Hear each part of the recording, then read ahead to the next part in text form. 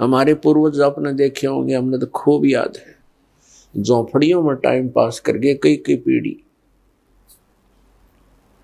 उनका तो इतना काम है, एक चारपाई डालनी आपने, चाहे 10 कमरों का मकान है आपका, एक कमरे में एक कोने में 3x7 फुट की जगह चाहिए आपने। घुटने तो घड़िया तो मोकली है। कबीर साहब तक कहते हैं घर तो 3.5 हाथ और गढ़ा तो 4.25 कहे कबीर अधिका कहे उसको नहीं विचार। ये मनुष्य की जो शरीर है 3.5 हाथ का होता है। परमात्मा कहते हैं आपने घर 3.5 हाथ की आवश्यकता है, घना बनाओ तो 4.25 और इसे फालतू बनावा है तो मूर्खता है तेरी। फिर भी परमात्मा का कहने का तात्पर्य है कि आवश्यकता से अधिक कोई भी वस्तु आप संग्रह करते हो आपकी भक्ति का बाधक बनेगा, क्योंकि समय वेस्ट व्यर्थ जाएगा। कोठी बना ली, 1-2 लाख अपने पास से लगा लिए, 3 लाख कर्जा कर लिया। अब जब तो कर्जा ले लिया, ऋण ले लिया, पता नहीं चला 1 महीने के बाद मांगने वाला आने लग जाएंगे। चैन गई, रात न नींद आवा नहीं, और भक्ति का भी नाश।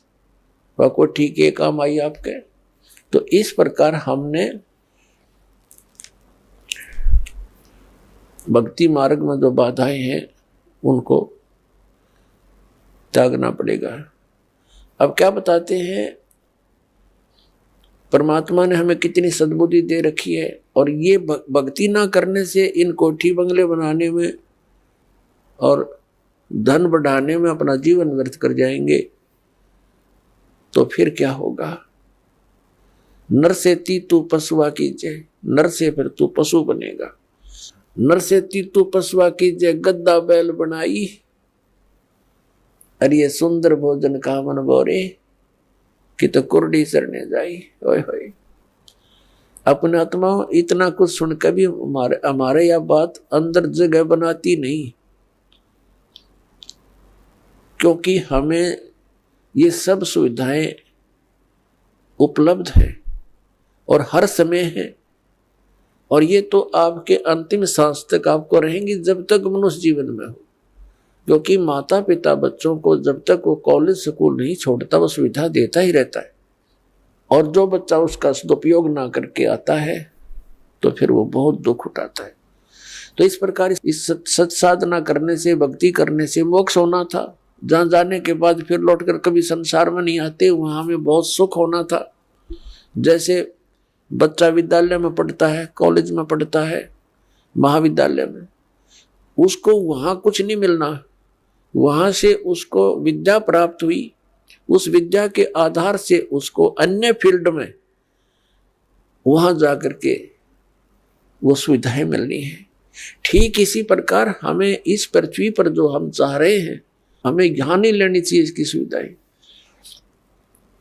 ये तो कॉलेज में मौज मार रहे हैं हम, ये सोच लो पृथ्वी की कोई भी वस्तु हम डिमांड कर रहे हैं या इसी में लगे रहे हैं, भक्ति की नहीं, तो हम कॉलेज में मौज मार रहे हैं, वो बहुत हानिकारक होगी।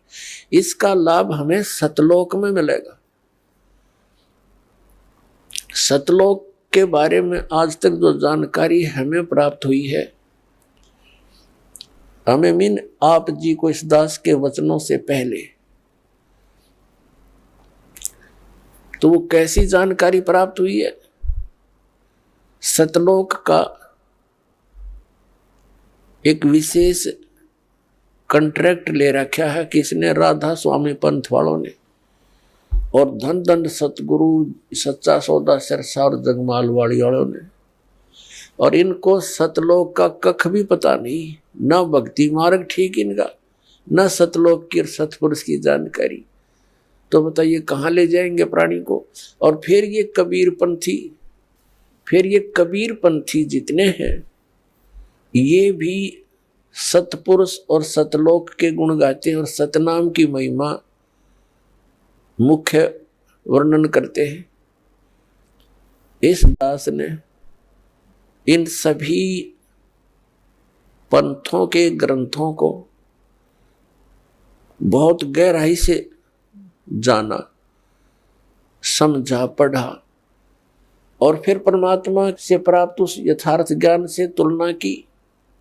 इन कबीर पंथियों के पास भक्ति मार्ग की ABCD भी नहीं है, और ना इन राधा स्वामी, जय गुरुदेव और ये सच्चा सौदा सिरसा वाले और जगमाल वाली इनके पास, और ना इन अन्य संतों के पास तो होना कहा, ना इन आचार्य और शंकराचार्यों के पास भक्ति मार्ग। ये तो सतलोक जानते ही नहीं, इनका तो सब्जेक्ट नहीं।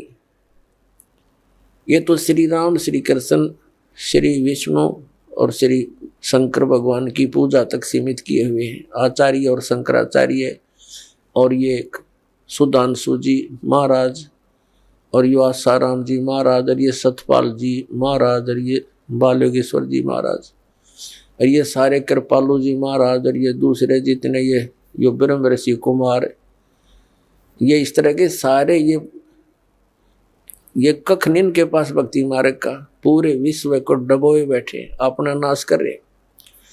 अपने आत्माओं, जिन पुण्यात्माओं को ज्ञान नहीं तो ये सोचते हैं कि रामपाल पता नहीं अपने आप में के मान रहा है, अपने आप को विद्वान मानता है।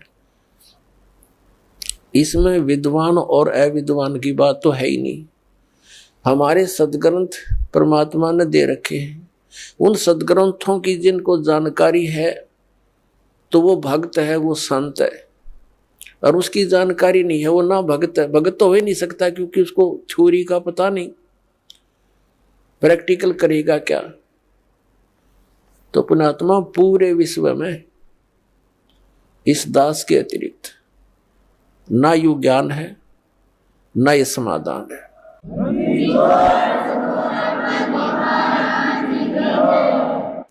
ये वचन प्रथम बार कोई सुनता है तो उसको खटकते हैं, लेकिन समय आने पर ये अच्छे भी लगेंगे, मीठे लगेंगे। एक बार परमेश्वर कबीर जी ने गोरखनाथ जी से वार्ता करते समय कहा था कि गोरखनाथ मैं सबन का गुरुआ। परमात्मा ने कहा था मैं सबका गुरु हूं, उस्ताद इस अध्यात्म मार्ग में। तो गोरखनाथ जी कहने लगे तुम मेरा वचन मोह लाग गए कड़ुआ, कि आपकी बात मुझे अच्छी नहीं लगती, आप कहते हो मैं सबका गुरु हूं। तो परमात्मा ने कहा कि कड़ुआ लगे सो मीठा होई, हमारी बात पतीजे जोई। पतीजे माने विश्वास करे। परमात्मा ने कहा था ये जो कड़ुआ लगे सो मीठा होई। आज आपके या गले नहीं उतरी ये बात कि मैं सबका गुरु हूं, मैं सदगुरु हूं, वो अलग बात है, लेकिन कड़ुआ लगे सो मीठा होई, हमारी बात पतीजे जोई। विश्वास करो, मैं जो बता रहा हूं इस पर करके देखो, अध्ययन करो, सदग्रंथों को चेक करो, फिर ये बात आपको सच्ची महसूस होगी जो दास ने अभी कहा था।